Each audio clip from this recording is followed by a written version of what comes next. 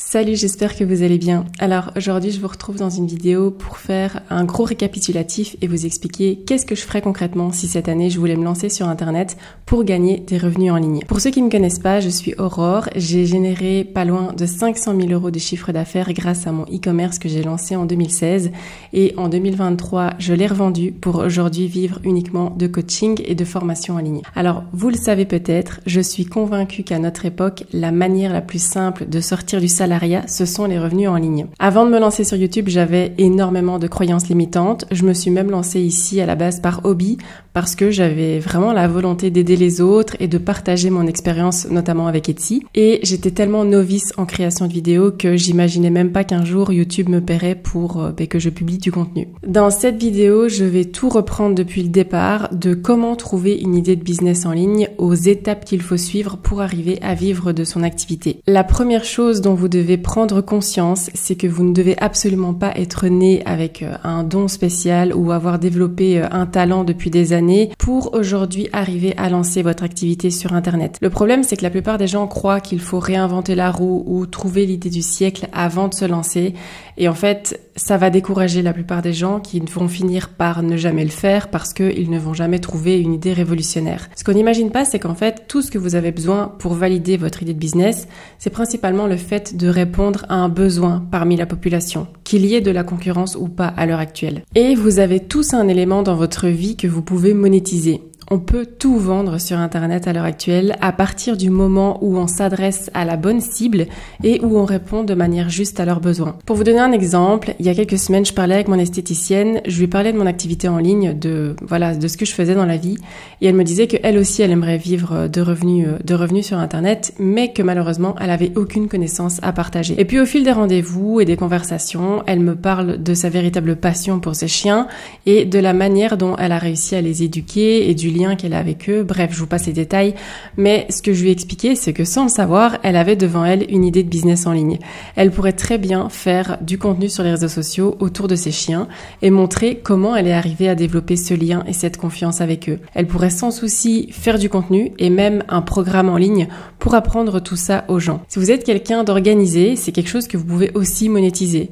Si vous aimez, je sais pas moi, j'invente les pierres et les cristaux, c'est aussi quelque chose que vous pouvez monétiser. Vous pouvez faire des guides que vous allez vendre. Et après, vous devez pas uniquement chercher non plus dans vos forces, regardez aussi dans vos faiblesses. Si vous êtes addict à quelque chose, que ce soit, je sais pas moi, la nourriture, la drogue, et que vous êtes arrivé à vous en sortir, faites des séances de coaching pour expliquer aux gens comment vous avez fait. En bref, vous l'aurez compris, analysez vos journées et essayez de comprendre exactement qui vous êtes et vous allez bien trouver quelque chose dans votre vie que vous pourrez apprendre aux autres.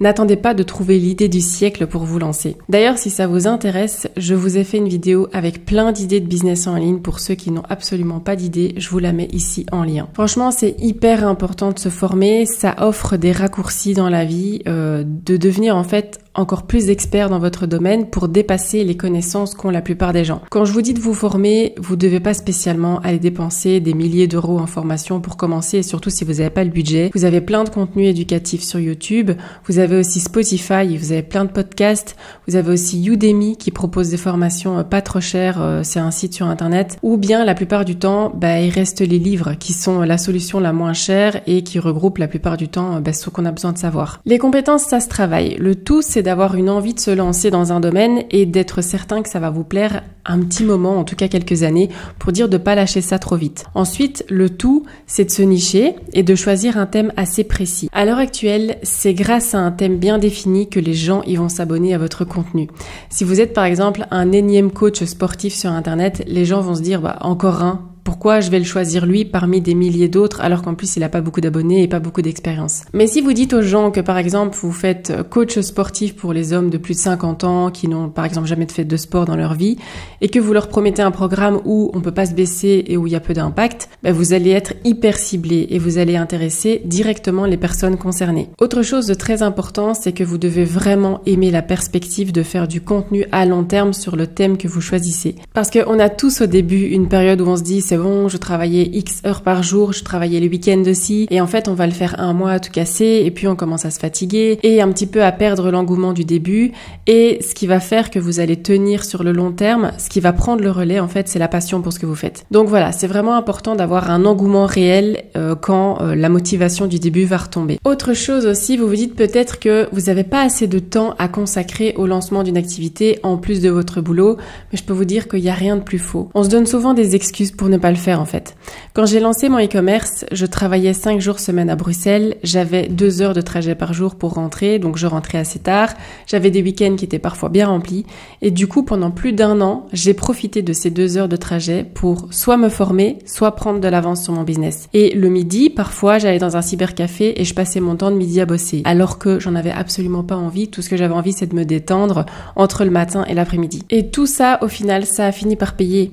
Le temps, si on veut, on peut le trouver. Même si je sais que c'est compliqué. Après, je dis pas que c'est facile, mais il y a toujours des créneaux qu'on peut utiliser. Ensuite, une fois que vous avez trouvé une idée de ce que vous pourriez enseigner ou du domaine d'activité dans lequel vous allez vous lancer, il va falloir le valider. Pour ça, le mieux, c'est de parler directement à votre cible et de lui demander son avis sur le produit que vous souhaitez lancer. C'est important de comprendre vraiment de fond en comble les besoins de votre cible, ses craintes, ses objectifs et de vraiment créer un profil type de la personne à qui vous vous adressez et de l'offre que vous allez devoir créer. Pour faire ça, vous pouvez vous aider de sites comme Quora, de groupes Facebook avec des gens de votre cible ou aller directement interroger des gens en leur envoyant des messages par exemple sur les réseaux sociaux. Vous pouvez aussi aller voir les commentaires chez vos concurrents, c'est vraiment souvent une mine d'informations. Ensuite, une fois que vous allez identifier le besoin que vous remplissez, votre cible, donc les personnes à qui vous vous adressez et votre offre, donc le contenu que vous allez faire, vous allez avoir besoin de crédibilité pour arriver à vendre. Pour ça, vous allez devoir récolter les premières impressions sur votre offre. Par exemple, moi quand j'ai lancé mon e-commerce, vraiment au tout début, avant même de commencer sur Etsy, j'ai proposé des produits gratuits à plusieurs personnes. Je leur ai demandé d'en parler aussi à leur audience une fois qu'elles l'auraient testé. Alors tout le monde n'a pas joué le jeu, mais la plupart du temps ils l'ont fait quand même. Et comme ça, j'ai réussi à gagner quelques abonnés. J'ai pu aussi commencer à recevoir des avis positifs, ce qui prouvait quand même que j'étais légitime et que j'existais vraiment. Quand j'ai lancé Etsy Academy il y a déjà 1 an et demi de ça, j'ai d'abord proposé ma formation à bas prix pour pouvoir permettre aux gens de la tester et de récolter aussi mes premières impressions. Ça m'a permis de pouvoir améliorer l'un ou l'autre point dont on m'a parlé en demandant vraiment aux gens de me faire un retour honnête sur ce qu'ils en pensaient. Ce feedback-là, il est extrêmement précieux. Il vous apprend un tas de choses hyper concrètes parce que c'est directement votre audience cible qui le teste en réel. Et donc à cette étape-là, essayez d'obtenir un feedback pour améliorer encore ce que vous proposez et au final avoir une offre en béton, quoi. Si vous n'arrivez pas à vendre votre offre au départ parce que votre communauté par exemple est toute petite, n'hésitez pas à l'offrir ou bien même à offrir une garantie satisfait ou remboursée et vous allez voir que là vous allez directement avoir beaucoup plus de monde. Et puis ensuite il va falloir parler de votre contenu et diffuser un maximum votre message. Pour ça c'est inutile de commencer par les publicités, mais je vous conseille plutôt de vous concentrer pour développer votre communauté. Il y a une règle marketing qui s'appelle la règle des 7 fois et qui signifie qu'un prospect doit voir votre contenu au minimum 7 fois avant de penser à acheter quelque chose chez vous. Alors, je dis pas que les pubs elles fonctionnent pas. Pour avoir testé moi-même, ça fonctionne, mais c'est pas la manière la moins chère de faire des ventes sur internet, en tout cas pas ces premières ventes. Vous allez gaspiller beaucoup de budget. À la place, essayez plutôt de poster du contenu tous les jours ou au moins plusieurs fois par semaine en vous concentrant sur une seule plateforme à la fois parce que vous verrez que ce sera déjà assez difficile de rester régulier sur même une seule plateforme. Ensuite, répondez un maximum et le plus vite possible aux messages privés que vous allez recevoir et c'est ainsi que vous allez développer votre communauté.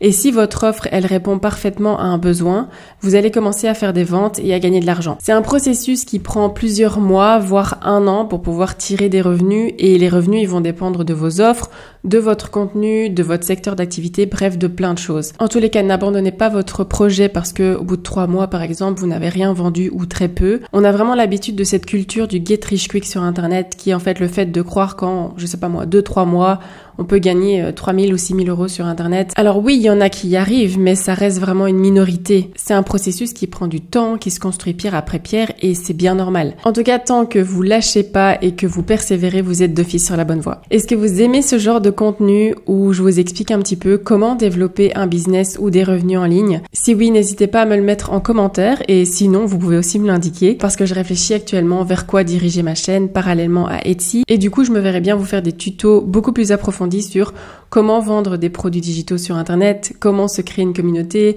comment créer une formation et la vendre, etc. Mon rêve, ça a toujours été de vivre de revenus en ligne pour avoir la liberté de travailler depuis chez moi. Ce que je suis arrivée à faire depuis 2016 et c'est vraiment les moyens pour y arriver que j'ai envie de vous expliquer. Comme je vous l'ai expliqué dans cette vidéo, c'est hyper important de toujours comprendre avec précision les besoins de votre audience et du coup pour ça, j'ai besoin de vous. J'ai besoin de vos retours et de savoir ce que vous attendez de moi pour vous aider et pour diriger mon contenu vers ce que vous avez envie de voir aussi. Évidemment, ne me proposez pas tout et n'importe quoi, hein. Je vous doutez que je ferai jamais du contenu par exemple sur la crypto-monnaie ou voilà des choses comme ça. Mais si c'est des choses que j'ai testées, pourquoi pas vous le partager. En attendant, si vous avez des idées de contenu ou des questions en rapport avec l'e-commerce ou les formations, les produits digitaux, n'hésitez pas à me les mettre en commentaire. N'hésitez pas non plus à vous abonner si vous souhaitez recevoir mes prochaines vidéos et à mettre un petit pouce, ça fait toujours plaisir. Et sinon, je vous remercie de m'avoir écouté jusqu'à la fin et je vous retrouve dimanche pour un nouveau contenu. Salut!